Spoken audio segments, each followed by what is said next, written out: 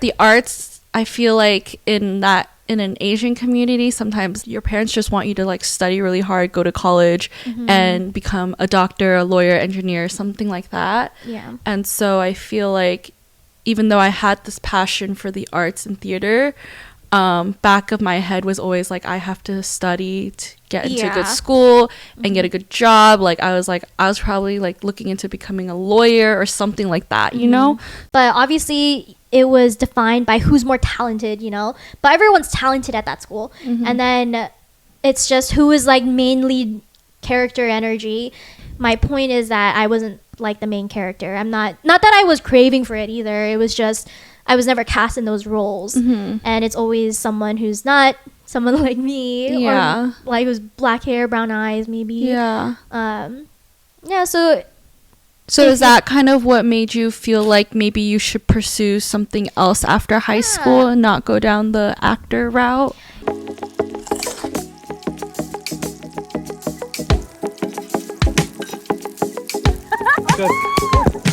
Hey everyone, it's Nina aka Psycho Food and Tiff at Take One for the Road, and this is Just One Bite. Here we talk about content creation, life, and every bite in between.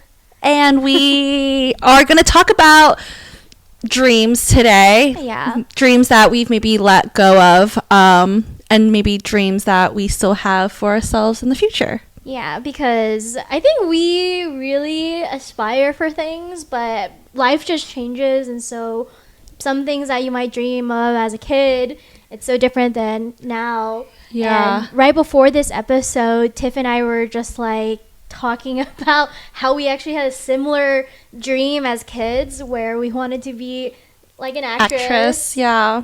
But that's because Tiff and I both have a background in acting or some sort of theater. Yeah. So, were you like in like plays or like stuff? Yeah, growing up, I just was always performing. I was in like in elementary school, I was in like the Sound of Music musical, the Alice in Wonderland musical, and just growing up, I feel like I was always doing something, whether it's playing piano, competing in ice skating, like dance classes.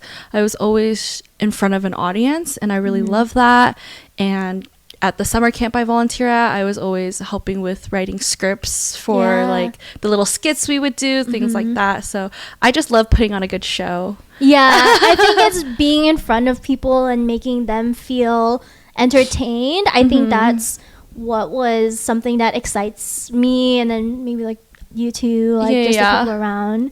What about you? I feel that it's really started when I was elementary school. My mom was very avid at putting me into different art activities, so I definitely dabbled into like drawing, and then writing, like creative writing, and then I was in like choir too, because I moved around a lot as a kid, so I never had the opportunity where I was at school. Well, I had the opportunity, but it would just be too hard for me to pick up an instrument, so I was always in choir.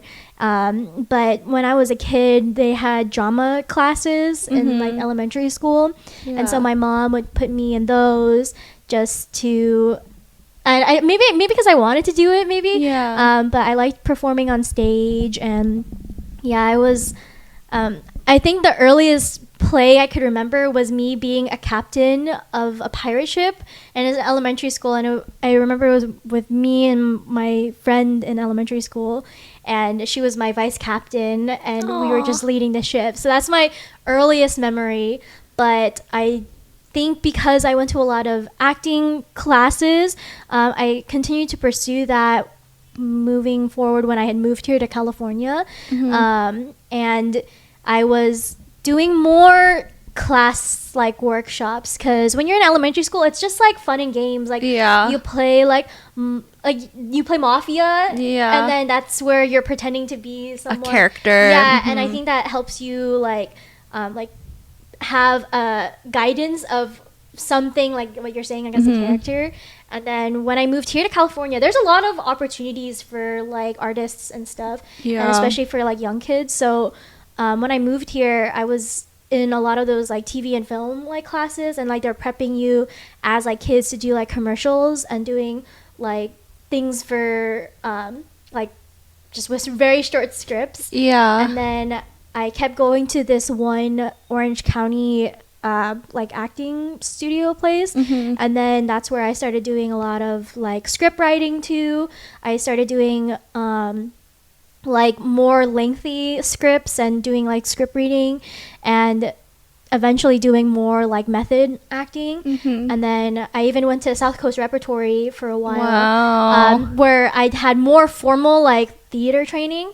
But then I think that was that one, it's a specific program that they do where you have to complete a certain level of classes, like each maybe like half season or something, and then that's when you can start performing in their children's like plays over there. But South Coast Repertory, like, or for sure like SCR, they're very like known to be like professional, and a lot of the Broadway or off Broadway goes and performs there. And then after I was doing that more seriously, I was like, I think I want to like continue pursuing this like as like a full like life kind of thing. And so I eventually went to like Orange County School of the Arts, which is also known as OSHA, which is like an arts charter school based in Orange County, obviously. It's like I'm saying like Orange County so many times, but yeah, it's based in like Santa Ana. And then I had auditioned to be in the acting conservatory, and at the time too, the acting conservatory in that high school was not its own separate conservatory, like official one. It was a subunit of the musical theater conservatory, and I think that I was probably like the last year who experienced musical theater as it was in the branch, and then it became its own conservatory with a new director. So I had that opportunity, but that's when I was really divulging in my art and stuff, because the way that the public school is, it's going to like doing academics in the daytime, and then in the afternoon you do like your arts classes. So from like, I want to say it was like 8 or 9 in the morning until like 1:30. Also, this school was like a block schedule, so we do like every other day you're flipping between like classes 1, 2, and 3, and then the next day you're doing classes 4, 5, and 6. Oh wow. Yeah. Okay. So then, like, if I had math on Monday, I probably next time I would have math is Wednesday, and we alternate each week. And then from Monday to Thursday, you also have your arts classes at the end of your academic hours.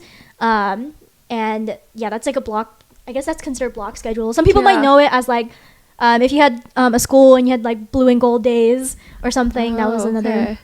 Yeah, and then also the arts classes, we'd have 2 a day technically, and then we would alternate it every other day from Monday to Thursday. And then if you're casted in a show, then that's after school hours. So technically our whole school day is from like 8 or 9 all the way until 4:50 p.m. and then you have a break, and then we have probably rehearsal around like 5:30 until maybe like 9 or Wait, something. so what happens on Fridays? Fridays, it's an off. You don't have arts classes, but then if you're casted in a show, then you probably are going to rehearsal then. But then also a lot of the shows are like your actual, like when you're actually performing, you have Thursday, like the Thursday matinee show, and then you have like Friday, Saturday, and Sunday actual shows playing. So that's like kind of how the weekend looks. But it was definitely a very rigorous, almost. Yeah, because how many shows are you guys putting together a year? It definitely depends on the conservatory. So if I am speaking for the acting conservatory, but there's at OSHA, there's like musical theater, there's commercial music, there's dance, both like classical, like commercial dance, and then even ballroom dancing too.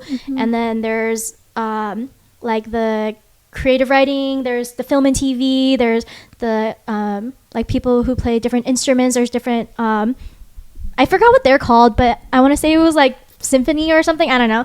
And then there was a culinary arts one too, and then they also had I'm trying to think, I feel like I'm missing like people who were in like digital media, but then also like the actual like drawing and painting. Yeah, so there's a lot. There's definitely a lot. And even there was a like background. I forgot what their name. I'm blanking on all the names of the conservatory, but there's also one where they work behind the scenes. So like stage like kind of like a stage production conservatory. So there was it was all like well-rounded in terms of like arts, but then everyone's like busy, you know, like they're doing their own thing. There's different shows happening. Maybe someone's creating a song for this, or someone's creating like a script for this, or people are filming. So it's just like there's a lot of things going on. Dang. So it was definitely like a different experience, because it's something that I feel that people who go to college and pursue an art, that's kind of what their schedule would look like. Yeah. But to answer your question of how many shows a year, like it just kind of ranges, maybe between, I think they at least try to put up 4 main events in the year, and then they sprinkle for each conservatory like a big production. Yeah. And then they'll probably sprinkle in like 6 different small things like in the middle. That's a lot for one school year. And you guys have summer off, I'm assuming? Yeah, we have summer off and then winter. But then obviously it depends if you're actually cast in the show, because sometimes you might not get into the show. So if you're not cast, what do you do? Then you're just off. Chilling? Yeah, you're just off, and you're not, you're still also going to try to do stuff for your classes though, because you also still get graded on those. And for me, like we would have to be remembering scripts and stuff to remember for class, and if we have like 4 different classes with 4 different scripts, it's like a lot of things to memorize. Yeah. And so it's a lot of work that you're putting into studying your characters or studying different plays, like to give like boot camp. It almost was. And for me, it was like fun. You know, I feel that other people might not have had a fun opportunity maybe if they weren't too serious about it. But it's definitely a lot of work for like a high school student. And they also have like a middle school department, but they're kind of in a different building.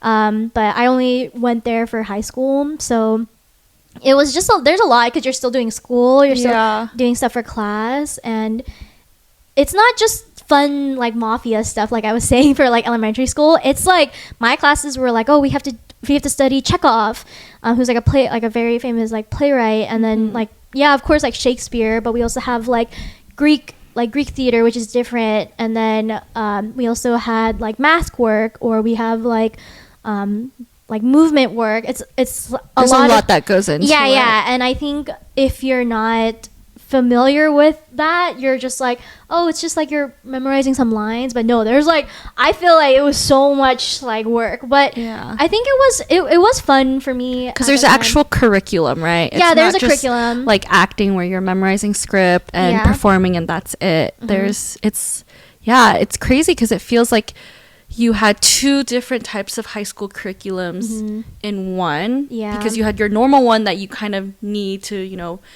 pass high school, your like English, your writing, your math, history classes, and then you have your entire theater curriculum that you had to be studying as well. It's like people might think it's like, oh, it's so easy, like you can remember like Greek theater, that's like Zeus or something. Like, no, it's like serious stuff, and then you have to kind of like analyze why characters think this way, or like, oh, why did, like if we were talking about like Julius Caesar or something, you're talking about like, oh, why did he like have to like speak to the people? Why didn't this person speak to the people? And it's just a lot of, it felt like for me like a lot of studying too.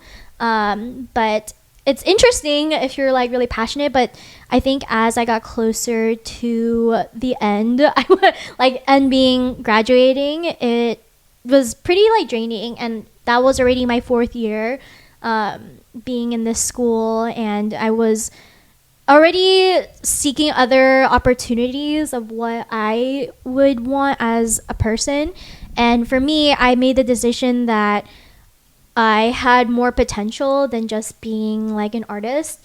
And it's a really harsh reality, because obviously if you're in that creative space, I feel that a lot of people want to stay in it. They want to keep pursuing like becoming an actor, or going on to Broadway, performing musical theater. And that's obviously a lot of people's dream in that school too, and I'm sure for you too. Like we have dreams like, oh yeah, going to auditions and stuff. And I forgot to mention that too, when before I started going to OSHA, I had an agent, and we would be going to, my mom would be taking me to LA to audition for like different like projects, but obviously that's a different space than like just theater, because it was like, for me, I don't think people would cast me a lot in a lot of like TV and film, just because I think I have more expressions, and I think people want not someone who has like black hair or brown eyes, and I'm just a little bit more like typical looking. Like, I feel like back in the day, the look that they were looking for isn't as diverse as what they're looking for now. Yeah. And especially, I mean, I think that was still the same too in school-ish, but obviously it was defined by who's more talented, you know, but everyone's talented at that school. And then it's just who is like main lead character energy. And so there's some people who would obviously be cast a lot in these plays each year, but if you only have 4 opportunities and you don't get any of those, then that kind of sucks for you. But then for me, I think I was always like, I was cast a lot in terms of like the very funny character on the side. Like, I've played grandmas and stuff. Like, I think there was a play that I was in called Three Sisters. It's like a very like famous play, but I was basically the sort of the comedic relief, because it was a very serious and draining play, but it was a really good play, because like even us, we had people got nominated for like Orange County like artists and stuff, like for the year and stuff, but I was a side character, so obviously I'm not nominated. But I think from the whole school, they saw me, and then they were there's points where the main lead is like she pushes me to the ground, and then people were so upset about it. And they're like invested in you and your character. Because I was like the funny grandma, and maybe you might be able to see it online too, because I was just like all the time, and I was just really being like an old grandma, and then people were just like fond of that. So I was always that kind of character, which I'm very like lucky to have experienced that. But my point is that I wasn't like the main character. I'm not that I was craving for it either. It was just I was never cast in those roles, and it's always someone who's not someone like me, or like who's black hair, brown eyes, maybe. So is that kind of what made you feel like maybe you should pursue something else after high school and not go down the actor route?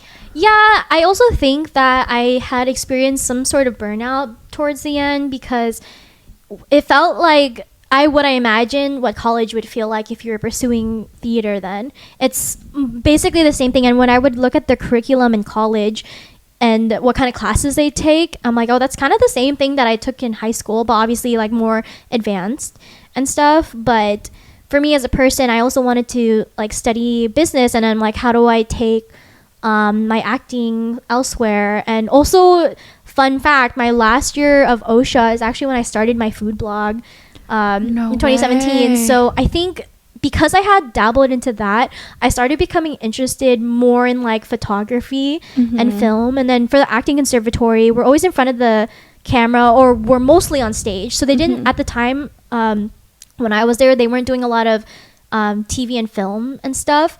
We would work with the TV and film conservatory, but we weren't the ones editing and stuff.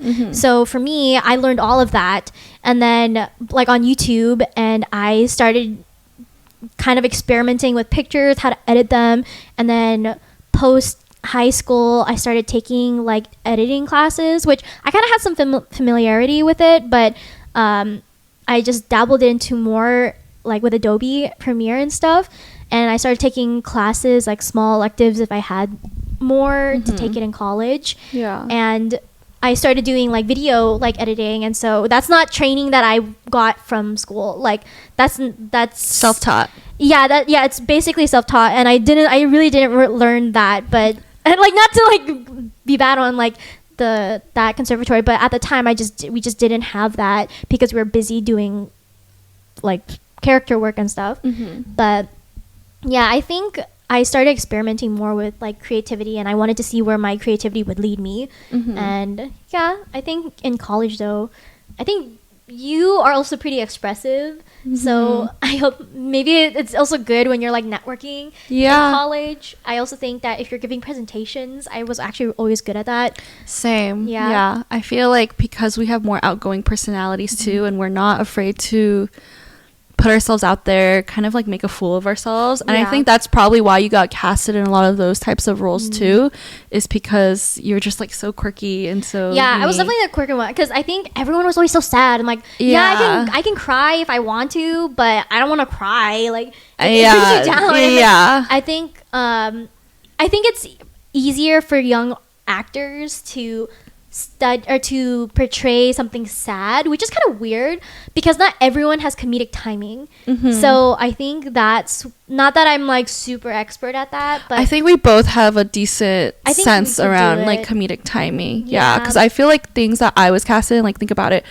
I was the Cheshire Cat for Alice in Wonderland musical. Not many people would be able to pull that off because you have to Yeah. be kind of like funny and weird. yeah, And then I remember in high school,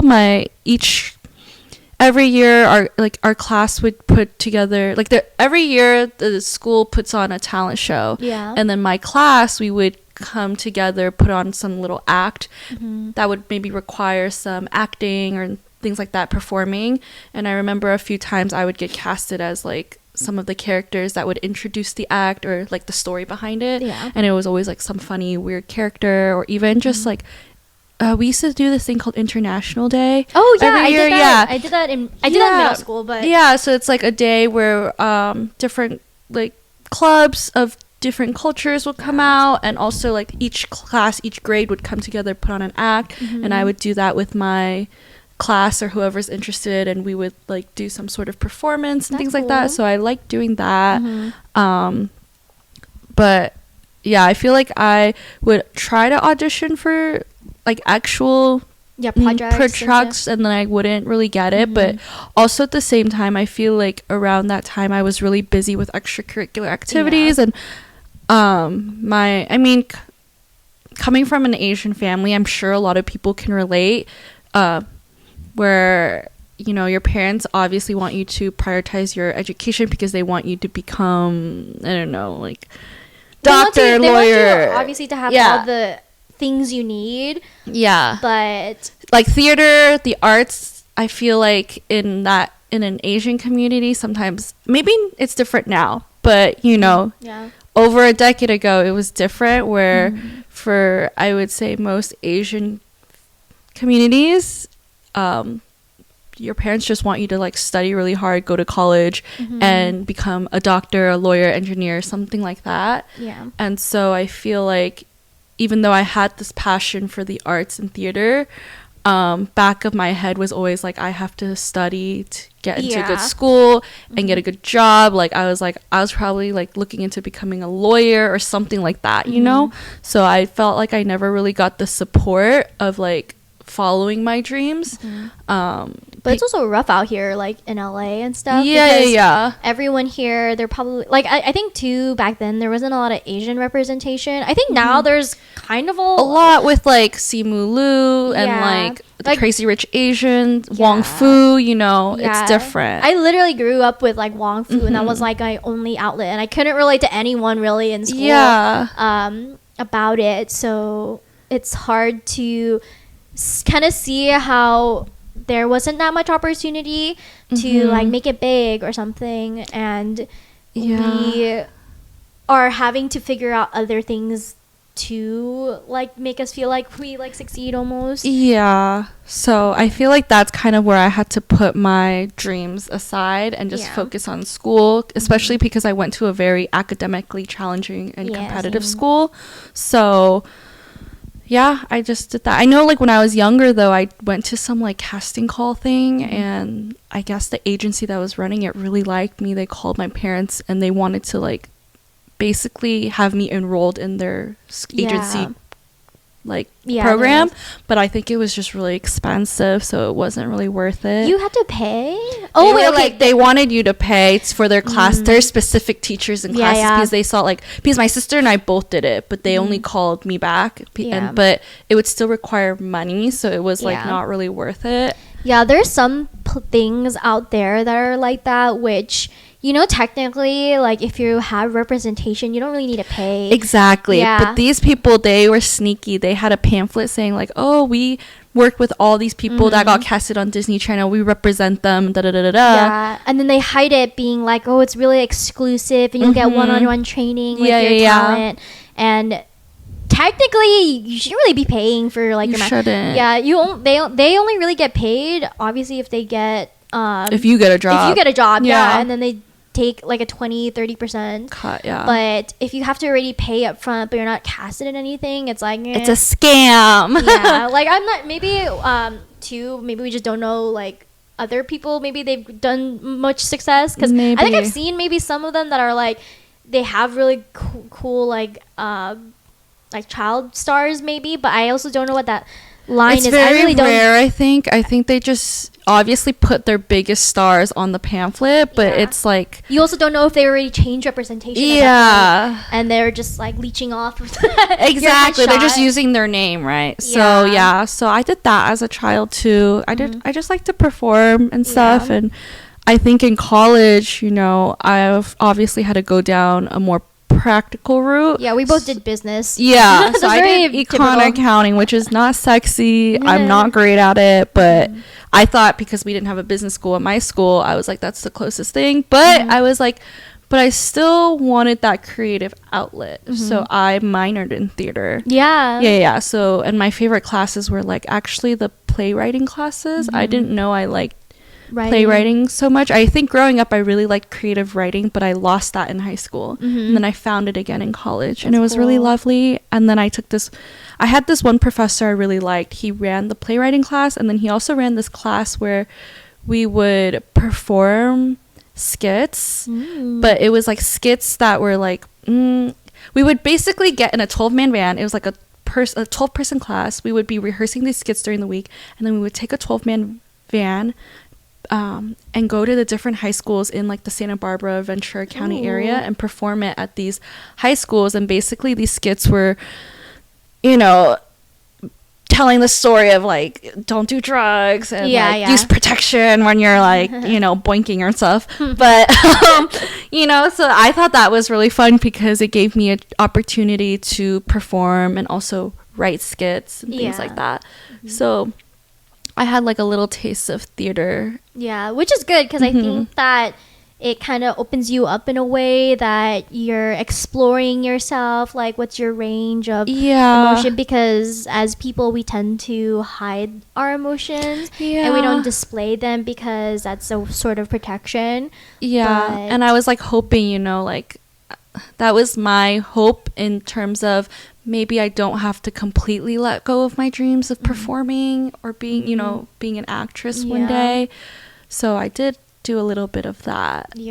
But I guess, once you go through college, you have to focus on finding a full-time job. Your priorities kind of shift. And I feel like for me, I had to focus on landing the job. And then for me, that was working for the Big Four all of a sudden because I joined a business frat and that's what everyone was doing in my major. So that's what I was so focused on, was getting the sophomore leadership for Big Four, then getting the internship and then the full-time job with Big Four. And so that one had a specific process. And it was a lot, because you have to do well in your classes, but then you also have to like network and things like that. And I think also just the theater aspect of it, like you said before, it helped me with networking and just having conversations and being a great personality, especially in interviews. Sometimes you have to be someone to remember.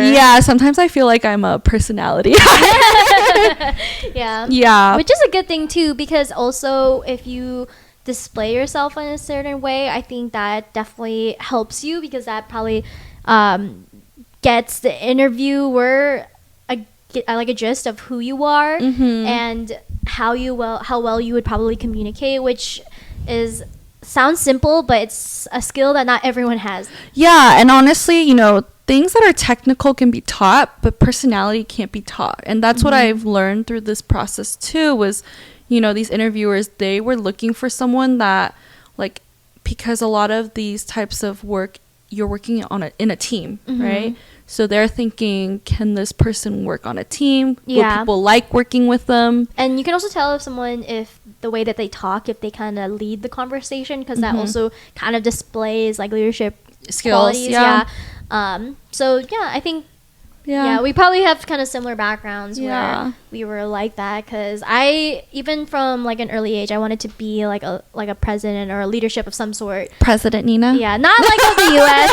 I'm not too talkative about politics, and I actually prefer like not to like engage, not because I like want to sit back and let bad things happen, but it's just kind of like a choice that and you just respect everyone's opinions. Yeah, you know, which is like, obviously I'll say something like, oh, if something's bad, I'll say something, but in this world of being like Americans, it's just like we have so many differing like opinions, and the reason why people are always so upset is either because they're imposing a certain view on someone else, and then they're criticizing someone for what they believe in.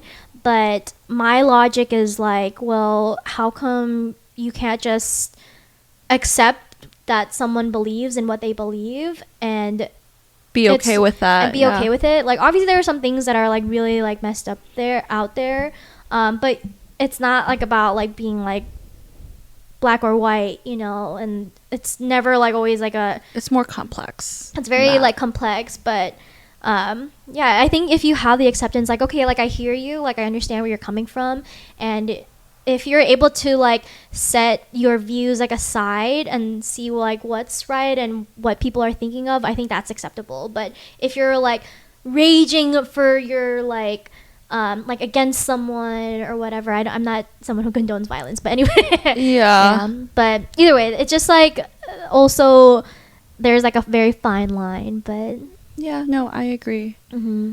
But either way, I think because of like our backgrounds too, I think we kind of have to fight for our representation almost, because we'll easily get washed away by someone else. Oh, for sure, yeah. And maybe a reason too that we have all these like we're so expressive too is because like we want to talk about something, we want to speak up about something, or we want someone to remember us for something, and that's all that they can kind of depend on. Like because there's some people out there who get it so easy, you know, but we're people who probably have to work for it. We work a little harder, which is okay too. I always tell myself, you know, everyone's dealt with a deck of cards, you know, and like in life, and you know, everyone you know, some people have shittier cards than other people, and it's not about the cards you're given, it's about how you play the game with them, you know. So very true.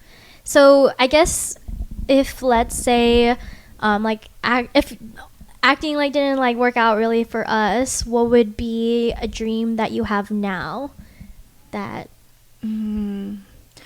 I think what's so great about social media for us is it gives us a platform to be expressive and maybe do the things that we did want to do with our acting dreams in your way too, because then it's your brand that you can you can build yourself, like it's your profile. So I would love for, I don't know, even just this podcast to take off and go somewhere that would give us more opportunities to express ourselves. So that's probably the dream I have in terms of creativity.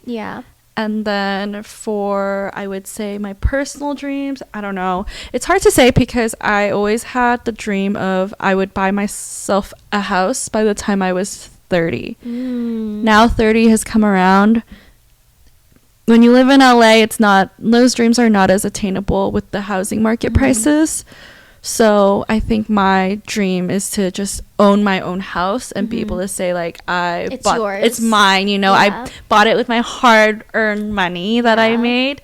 But you know what's interesting, that, you know, our lives are always centered about buying a home. Like, we want to buy a home. And I think now, because obviously the market is so hard to even get something like that, and houses are like $1 million, and how are you supposed to get that with like kind of a medium like range? But I think now our generation is thinking, you know, I'm okay with having a home that's 2 bedrooms, maybe 1 bathroom, like downsizing a bit. And you know, that any place can be home for you. really. Yeah. And a small home is okay because that's what you're saying. Like, oh, Yeah, you it's want still something home. to I call just want something- something mine. Yeah, that that's I, yours. yeah. It's your name on like The lease or what, whatever. or the deed. I don't know Yeah. what it's. Clearly, we don't. I We've never know. bought a house before, but yeah, I just want to be able to say like I did that. You know, I Yeah. worked really hard to achieve that. Yeah, and that's like an accomplishment in itself to be able to have your own property. You know, like you don't have to be ashamed of how big it is or like how small it is because like we're saying it's your home and there's some I mean we have Pinterest now, you know, you can have all your inspiration That's true. board to make it like super interesting and cool Yeah. inside. And there's a lot of people online who they've already achieved their dream home. They built it from the ground up, Yeah. and then they had to let go of it because they couldn't afford it, Wow. or they went back to living in an apartment because it's easier. Because let's say that you're calling for maintenance, like you Yeah. can call someone. But yeah, do you know JK Films? Like Yes. Yeah. like Bart and Geo, they actually built their dream home like here in California, and then for their like reasons, I forgot what they were, but they basically built this dream home and then they decided to move to Vegas afterwards. Right. Yeah. Because obviously it's so expensive to be here in California, not even just living here, it's like living in a house. It's like the food, the groceries like are expensive, gas is expensive, so it just wasn't necessarily right for them. But then now they have an equally big home in Vegas, so Yeah, I'm sure it's even bigger because you can buy more. more property. Yeah, more land there Yeah. with the money, the same value. Yeah, but yeah, I mean Yeah. that's a common thing now too, and a reality that it's hard where you like achieve it and then you're like, oh, what Yeah. do I do with it? Mhm. But yeah. What about you? Yeah, I think I would also want like a home Mhm. too. I think for me, I'm ready to buy, not now, but I'm ready to just buy like a starter home. Like I don't Yeah. care if it's like 2 bedroom, 2 bathroom or something, because then eventually I'll live in it for a year and then probably move out by the second or third year. Yeah. And then have people rent that place, and then I'll just buy a bigger home. Yeah. You know, and then I keep doing that until I get the biggest home. Yeah. But Nina's gonna dominate.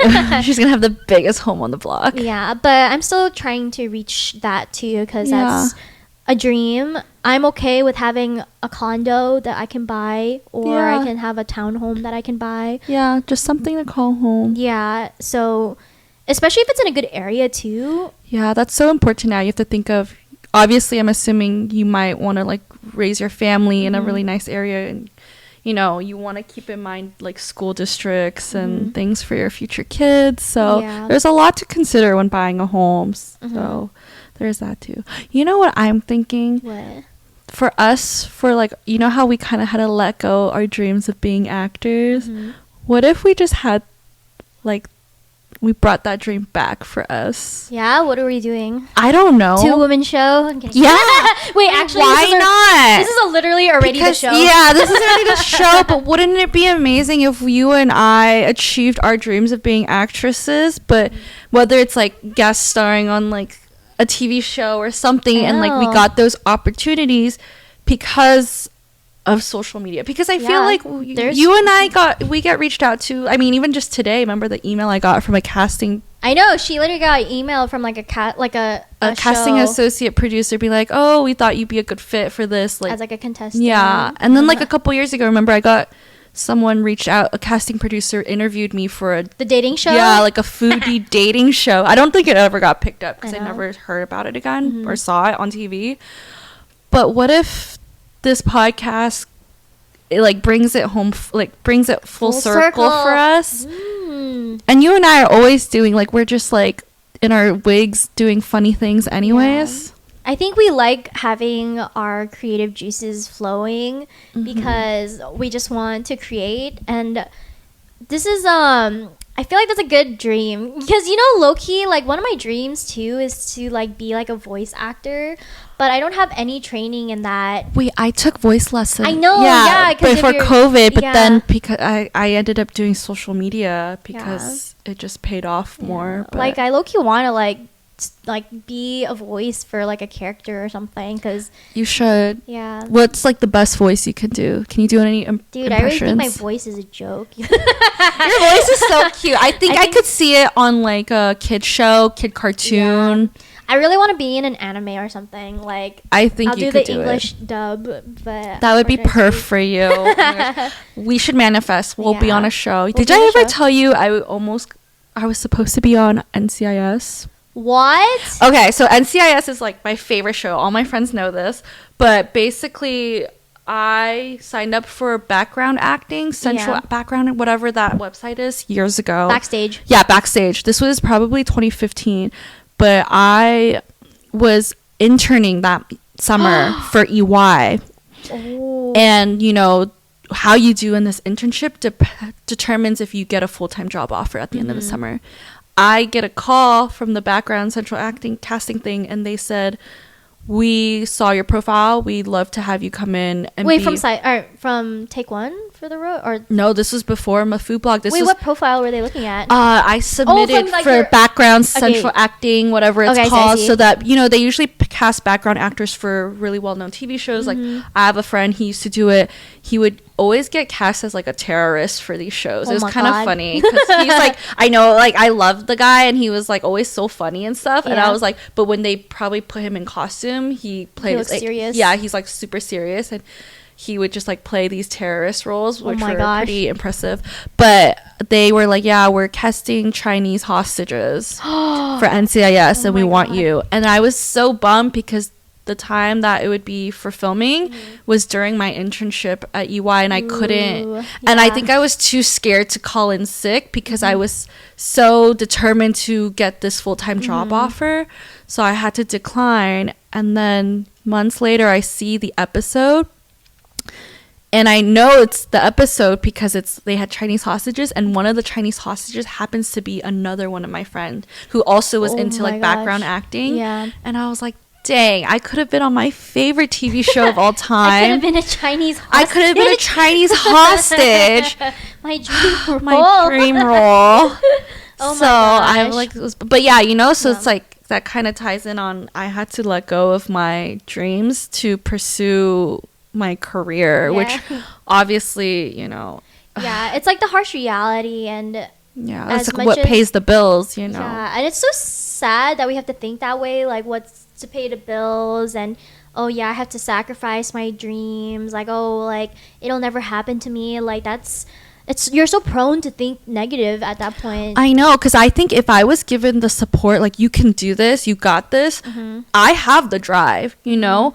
And I think if I just had that support, I would have just worked really hard at my craft, and maybe I could have been casted in something.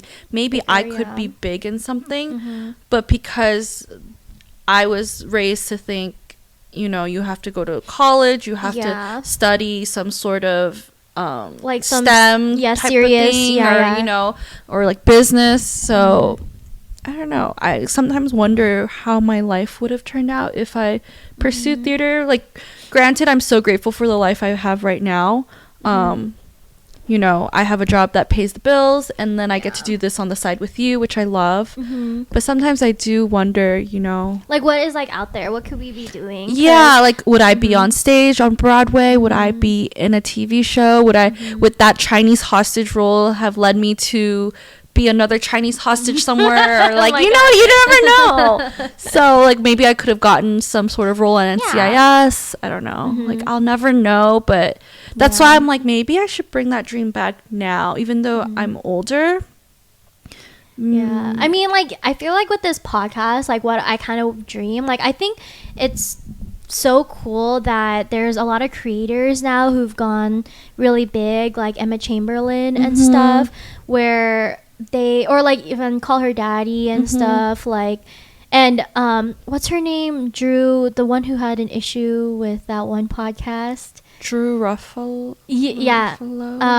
She got invited to be an interviewer on the I red saw, and she carpet. did such a good job. I know, too. literally. And I was like, her presence is exactly who I'm like, you know, I see how, like, her content, she's so confident. She's so, like, I feel like she's so very powerful. herself. Yeah, herself. Yeah, and she's like, to me, genuine. like a very like powerful, like kind of woman, presence. a powerful woman. Yeah. And the way that, and those are the kind of people that I would love to see on TV and it stuff. could be you. Yeah, I know, they could be you too, but Maybe one day we'll host something together. We'll be like the new version of Sophia, Grace, and Rosie. Oh from my the Ellen God. DeGeneres. You know, I dressed as them for Halloween one year with my Wait, who are college you? roommate.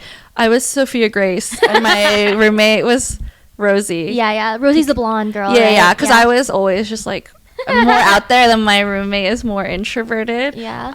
I think Sophia has a kid now. She has 2. Or she's either. Wait, she's pregnant. She's pregnant. Yes. I saw that. But the world. yeah. And then my college roommate, her baby just turned 1. Oh my God. I know, and he's so cute. So everyone's growing up, and I'm over here like la di da di da. It's okay. Everyone's at their own pace too. But I think that's a cool dream. Like if we're able to, like I think we love like talking, and I think we like talking to people, and I think it's nice that our conversations, we just like being able to bond with people, and I think I would just want to continue doing that with like all types like of people. Yeah. All types of artists, all types of creators, because everyone has like some really cool things that are in their life, like even our special guests and stuff that we've had. Yeah. They're also already like our friends, but I think having this platform, we like learn something new too from them, where you learn like other interests. Like Cam, for an example, she's like so into like giving back to the community in the form of like photography and stuff. Yeah. Or like Karen, who is like a beauty creator, and she was really great also during like the wildfires of giving people donations, like beauty donations, makeup, beauty, skincare. And I think it's nice that we have those conversations to kind of bring the humanity back into the world. Because people, I guess on a screen, you just see us as influencers. You think our lives people's lives are so easy. It's like so like perfect. But social media is fake. You only put the highlight reel on. You don't see like the tears behind the camera and the things that people have to deal with, or the hours. It's a lot of work. It's hard. It's a lot of work to put up like a platform, or to even like raise your voice. I think that's usually like a hard thing for most people too, like even if they're like maybe an activist or of some sort. But but for dreams, like I think it would be cool that we get to talk to those people and continue like the flow of humanity or love in the community. But in terms of like yourself too, what are some other like personal goals that you have, or even career goals? I like my job now. I like where I'm at. I think maybe for me, transitioning out of a finance role into something different, because I started with audit and accounting after college. Wasn't really fond of it. Transitioned to finance, liked it a bit more. I definitely gained a lot of skills through the experience I've had, and I'm so grateful. But now I kind of want to transition into something else. I don't quite know what that is, but I think what's great at the company I work at is they really care about like their employees' success, and they want to retain you. So, you know, they're always telling us of different opportunities, like job openings within finance still, or no, just like everything. And so I kind of want to, so I've applied and gotten tested and interviewed, so I'll actually find out my results, I heard, either tomorrow or the day after. But with this role, it'd be like a role that every department in the city needs, and so it would open a lot of doors for me. If I get offered something, I might not necessarily take it depending on what department it is, but I wouldn't be just stuck in a finance role. I could do other things, learn other things, see what I like, what I don't like, and that's what I'm managerial, or it's like a little bit, it's more a managerial type of role. So I feel like I might be better at that too. and just because that kind of role requires a lot of people skills, which I think I have. Yeah, you do. And I think I'm stronger in that than I ever was in technical stuff. So I don't know. I feel like I'm excited for that, and I want to see where I could go, because I do feel like I've been kind of stagnant the last couple years, and I'm not used to that. I'm always used to like hustling and trying to move up the ladder, but I gave myself some grace, gave myself a couple years to just be comfortable in this role I am in now, so that I could pursue things outside of work, like social media, this podcast. But I do think I am ready for maybe a new challenge in my career, and we'll see where that goes. Yeah, but you can't. I think being stagnant is scary. it is scary, but do give yourself time to rest. I would say, I don't know if rest is the right word, but I've been hustling since I got out of college, nonstop working. I used to work crazy hours when I worked at the Big Four. Like, I remember even submitting, like, during busy season, 60 to 80-hour weeks. That's a long time. I'm working from 8:30 a.m. to 1 a.m. every day, and then weekends. So I think, obviously, I'm in a role that has way better work-life balance now. But I need to, I don't know, light a fire under my butt again and start, hustling a little bit more, because I did give myself some time off to just recuperate from the 6 years prior before this job. Yeah. I think the hustle mindset is what we were used to in school, and I definitely was a hustler back then too. But as I graduated, I think I thought I needed to take a break, which I think we probably needed because we were just so busy. And then I feel that my mind has become really relaxed-ish. I'm going to say that real-ish really loudly. Like, yeah, loose, very loosely. Yeah, because I think it's nice to have a break, but again, it's scary to be like stagnant. So then now I feel that, because I'm not doing anything, I'm not like accomplishing. You feel guilty. You feel guilty, yeah, and that you're not accomplishing anything. And then it's what you were saying, like, you think back like the past couple of years, and you're like, did I really do anything like special?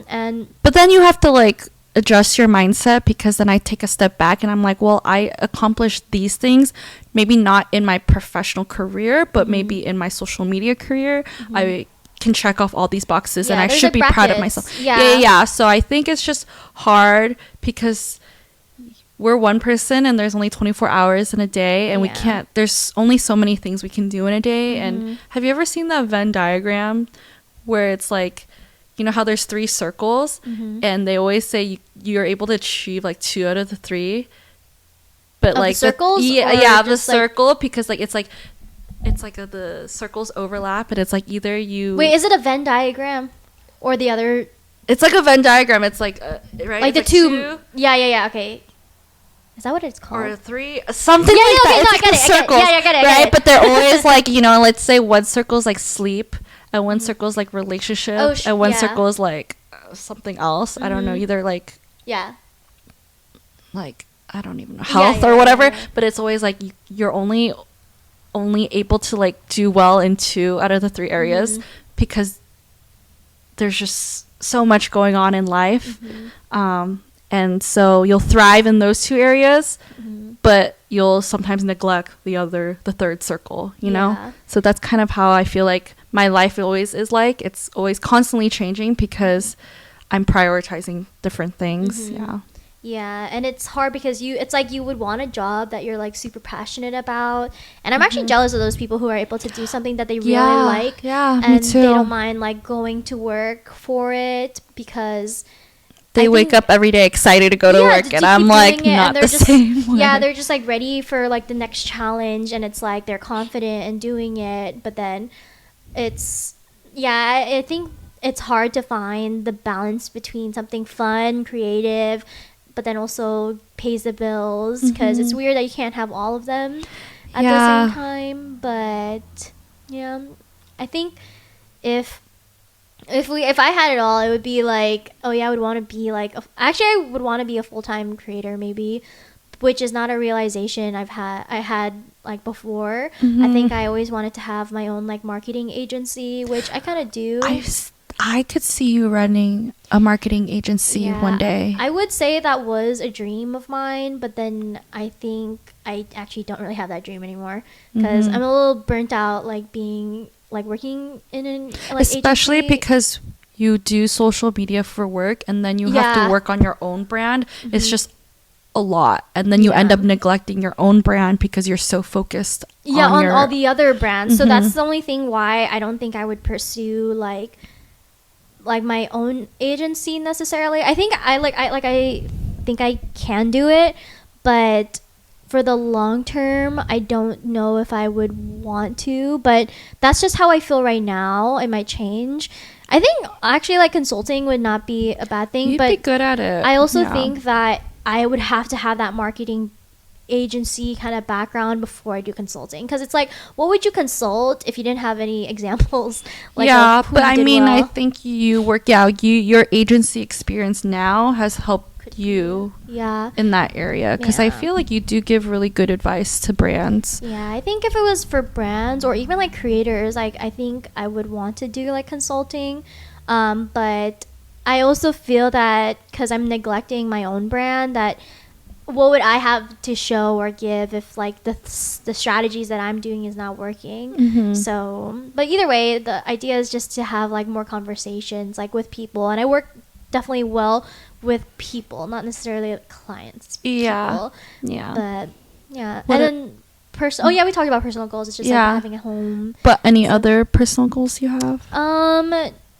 Obviously to just be in the best shape possible too, because health and wellness. And I know we kind of talked about that in another like episode for our relationship with food and stuff, but I definitely want to have a better discipline when it comes to wanting to work out and just being active and having a healthy diet. But it's also really hard to like achieve too and get your body to like adjust to that. And with our schedules, like if we have the 9 to 5 and then we're working the 5 to 9, it's hard to get like the workout. It's hard to prioritize other things in our life. But I think those are some goals I'd probably want, like personally, but I think if I really dedicate my time to it, I'll be able to do it. But as of now, there's a lot of things going on. Even now too, we have the podcast, which I think is fun. It is fun, but it is a lot of work too, a lot of time. So it's like time we're spending on this takes away time from other priorities we have. And so it's all about just finding the balance, juggling it. And then I think right now for my year goal, I think I'm just working on my like mental health.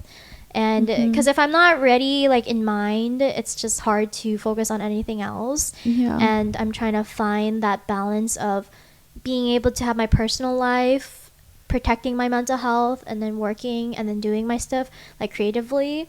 But I just heard this cool thing, not really cool, it was just, that's a perspective. They said that when I have a lot of anxiety as a person, and they said the opposite of anxiety is creativity. So when you're feeling anxious, you should try to do something more creative. And I do notice that when I'm really focusing on the podcast, I become a little less anxious. Me too. When it's not necessarily like we have fun already. Like this is the fun part where we're talking and filming, but it's doing all the other stuff behind the scene that you guys probably don't see the work that goes into it. Like we're posting like at least once a day ish, and then we're posting on TikTok. I'm trying to get us 2 or 3 times on. Nina does a lot for us, and she also helps edit, and then we have to put together kind of like, I would say, our little guest speaker packages. So we outline it. We outline our episodes, especially with guest speakers. And then we call or talk often about what ideas we're trying to do for the podcast. So we're always like having these conversations now often. And I think even for me and Tiff, we've been talking a lot more like this year since we started doing the podcast. And I think that's been helping my anxiety a little bit because I have something to do. Keeps you busy. And then we're doing something that we want to do, and it's a little like fun. It's more fun. It's different than when we're making food content on our page. Yeah, So, for sure. Yeah, but we're still figuring it out. I think we're just getting our rhythm.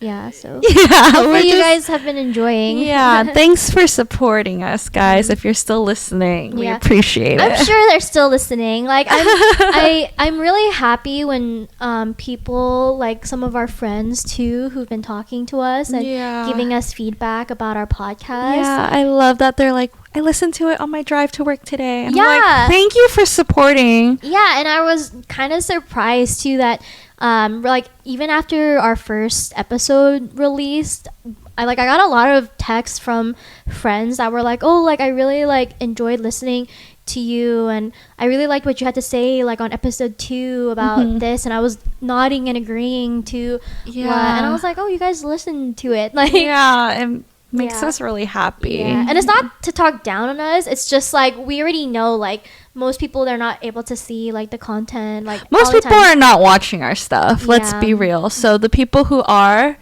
we really appreciate you.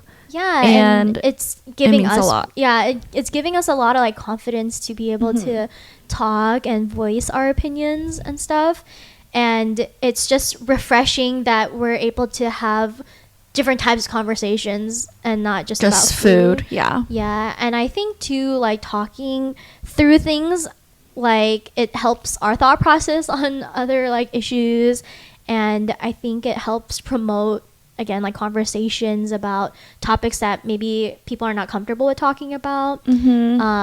But yeah, hopefully. But basically, guys, like, thank you for making our dreams come true. Like, thank you for giving us this platform and for supporting us so that we were able to make this podcast come to life. Yeah, and like I really hope like the rest of the podcasts and episodes following like this, you guys are able to like relate to it more, feel like connected, and hopefully you don't feel alone when we have like certain topics too that maybe you relate to more. So it's nice.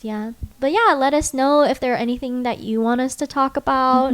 I know we talked a lot about dreams and aspirations today, but we'd love to hear about maybe dreams you've let go and dreams you have for the future. And we could always start a conversation in our comments section. I think there's always an opportunity to revive like certain dreams or develop your dreams in different ways. Like, while me and Tiff didn't become actresses, I think we've developed it in a way that we can still use it in our everyday. But I feel like there's always development. You're always changing as a person, and there's always things that can excite you. But you can follow us on Spotify and YouTube at Just One Bite Podcast. But you can also find us on Instagram at Just One Bite Pod. And we release episodes every Tuesday. So make sure to come back next Tuesday. And we'll see you next time. All right, bye. Bye.